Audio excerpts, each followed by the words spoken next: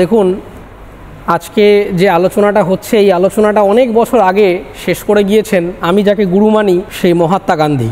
তিনি একসময় বলে গেছিলেন এই যে concept of productivity, concept of technology, এই যে টাইম, স্পিড, ডেভেলপমেন্টস, এই কনসেপ্ট, এই শব্দ বন্ধনীটা, এটা পুরোটাই একটা পশ্চিমের চাপিয়ে দেওয়া কালচারাল কন্ট্রোলের টুল। এটা মহাত্মা গান্ধী বলে গেছিলেন। আচ্ছা, এইবার ঘটনা হচ্ছে যখন নেহেরু গান্ধী ডিবেট হয়েছিল যে ইন্ডাস্ট্রিয়াল ইকোনমি প্রমোট করা উচিত, প্রযুক্তিকে অগ্রাধিকার দেওয়া উচিত, নাকি ভারতের প্রাইমারি সেক্টর ইকোনমিকে অগ্রাধিকার দেওয়া উচিত, এই নিয়ে নেহেরু এবং গান্ধীর মধ্যে যে বিখ্যাত ডিবেট, তার সামারি ছিল এটা যে আমরা ডেভেলপমেন্ট বলতে বা প্রোডাক্টিভিটি বলতে কি বুঝি।